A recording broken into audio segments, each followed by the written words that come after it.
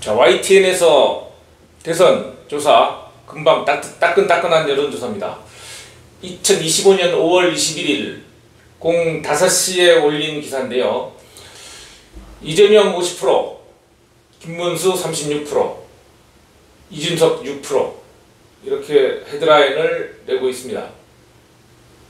YTN이 대선을 2주 앞두고 여론조사를 통해 민심을 들여다봤습니다. 더불어민주당 이재명 뉴스를 잠깐 보면요. 김문수, 개혁신당 이준석 후보와 3자 대결에서 크게 앞서면서 선두를 유지하고 있습니다. 정당 지지도도 민주당이 국민의힘보다 우위를 보였습니다. 먼저 정인용 기자입니다. YTN이 전국 만 18세 이상 남녀 1,001명을 대상으로 내일이 대선이며 누구에게 한 표를 던질지를 물었습니다. 2명 중 1명은 민주당 이재명 후보를 선택했고 국민의힘 김문수 후보가 36%, 개혁신당 이준석 후보 6%를 차지했습니다.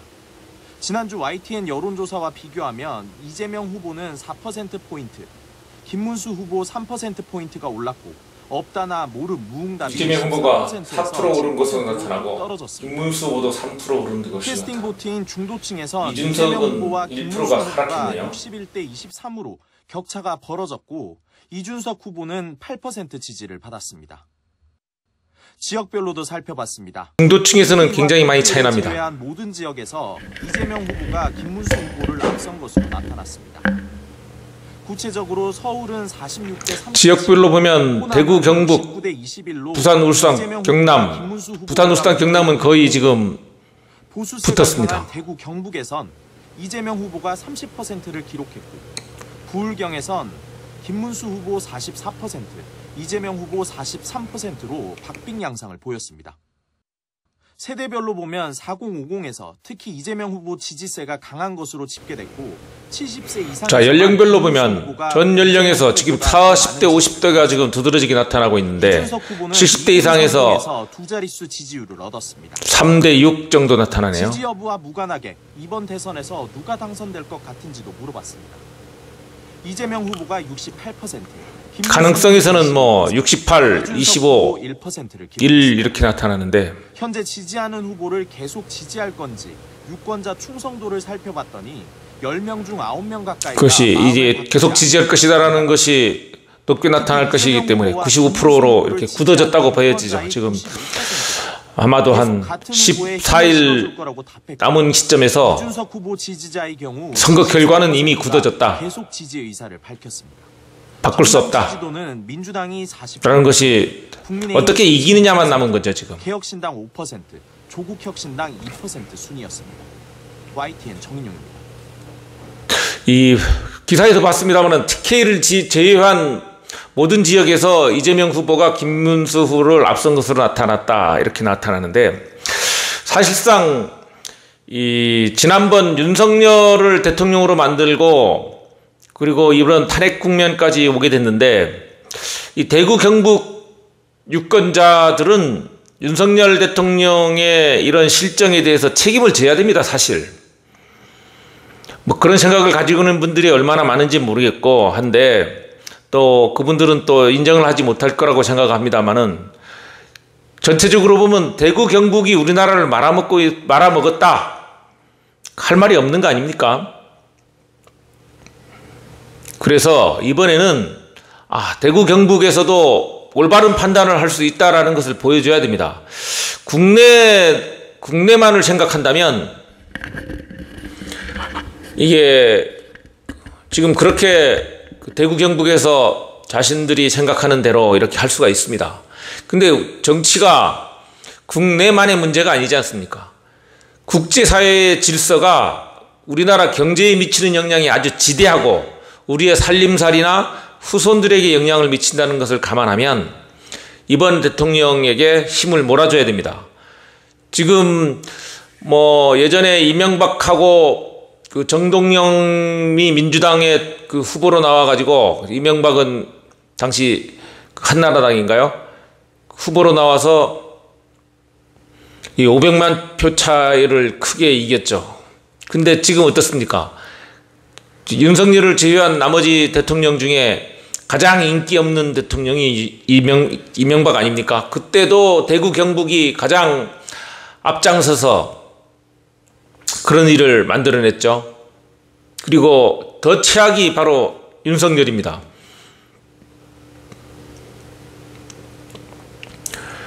그 TV 토론에서도 보셨겠지만 TV 토론은 경제 분야 TV 토론이었습니다만은 항상 1등할 후보, 1등할 확률이 가장 높은 그 후보는 TV 토론에서 조심할 수밖에 없습니다. 그리고 그런데 1등할 확률이 떨어지는 후보들은 그냥 지를 수가 있죠. 바른 말만 할 수 있습니다. 그래서 TV 토론 같은 기회가 오면 항상 새로운 후보, 그리고 당선 가능성이 좀 떨어지는 후보가 바른 말을 강하게 할 수가 있기 때문에 조금 유리한다고 볼 수 있습니다. 선거는 다분히 그 인지도에도 영향을 미치는데, 인지도에 영향을 미친다는 측면에서, 인지도가 그 지도에도 영향을 미친다는 측면에서 보면, 아까 우리 보셨습니다만은 이재명 후보가 지난보다 4%가 상승하고, 김문수 후보가 그 3%가 상승하고, 이준석 후보가 1%가 이렇게 떨어지고, 이런 것을 보면 그 추세적으로 이재명 후보가 토론에서도 아주 다른 지지하는 사람들을 끌어오지는 못했지만 대단히 선방을 했다라고 하는 것이 보여지는 거죠. 그래서 우리 대통령 선거라고 하는 것이 한 시대의 시대 정신을 나타내는 것이라고 보여지는데, 우리는 지금 그런 기회를 잃어버렸습니다. 시대 정신을 논할 시간적 여유도 없고, 그리고 상태도 아니에요. 다른 이슈들이 뭐 직위원이라든가 이런 이슈들이 지금 대통령 선거 이슈를 빨아먹고 있고, 또 각자 자기 말만 합니다. 특히나 국민의힘은 자기 반성을 안 해요. 윤석열에게 탈당 요구도 못하고 스스로 겨우 여론에 밀려서 겨우 탈당하고, 또 뭐 김용태라고 하는 젊은 비상대책위원장을 내세웠지만 뭐 수준 이하고요. 그렇지 않습니까? 그래서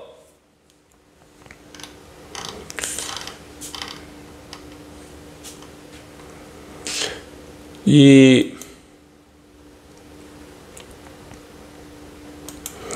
여론조사 결과는 우리에게 시사하는 바가, 우리 국민들이 TK 지역 그리고 70대 이상에서 조금은 다른 판단을 할 필요가 있다는 것을 시사하고 있습니다. 우리가 지금 이재명에 대한 호불호를, 그리고 뭐 형수에게 욕한 거라든가 이런 감성적인 부분에서 이재명을 싫어한다 하더라도 어차피 이분이 대통령이 될 거면 높은 지지율로 당선시켜 주는 것이 가장 좋습니다. 그래야 외교적으로 나가서 도움이 됩니다. 한간에는 이재명 후보가 대통령이 되면 국회도 장악하고 있기 때문에 이 독재로 흐를 수 있다. 그래서 뭐 작용화가 되는 게 아니냐, 이런 우려도 할 수가 있는데, 사실상 저는 이재명이 좌파라고 생각하지가 않습니다. 그야말로 실용 경제죠. 그분이 성남시장을 하거나 이 경기도지사를 하면서 좌파적 행태를 보였다, 이런 것들은 그 무상복지죠. 무상복지라고 하는 것은 노인에게 주고 청년수당, 노인수당, 청년수당, 그리고 그 뭐 교복이라든가 이런 것들인데, 이게 사실은 국가가 책임져야 되는 부분인데, 이게 기본 사무, 기본 예산이라든가 이런 것을 제끼고 그것만 했다고 하면, 그리고 기본적으로 해야 될 뭐 다른 것들을 방치하고 그런 것만 했다면 문제가 되지만, 지금 그런 것도 아니지 않습니까? 그래서 어차피 대선 당선 가능성도 높을 바에는 외교적으로 힘을 실어주기 위해서 압도적인 지지까지는 몰라도 적어도 내가 봤을 때 TV 토론이나 이렇게 봤을 때 이재명이 해도 무방하다 그러면 김문수가를 지지하는 것보다 투표를 하는 것보다 이재명이 투표하는 게 국가적 이익이 우리에게 실익이 더 크다라는 겁니다. 이게 왜 그러냐면 우리나라 지금 경제는 지금 바닥을 치고 있는데 이거는 내부 문제도 있고 하기 때문에 이 내수를 진작시키거나 이러면서 할 수 있는데 이게 시간이 오래 걸리거든요.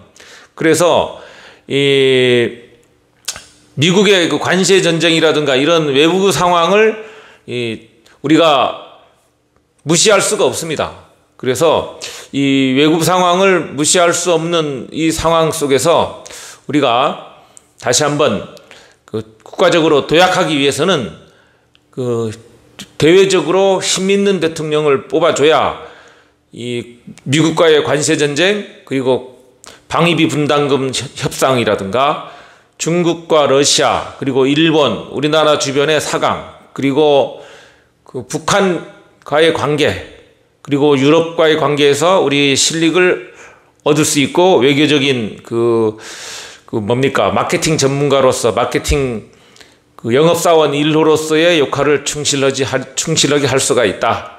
그래서 이번 선거에서 그런 관점도 고려하면서 투표를 해야 된다.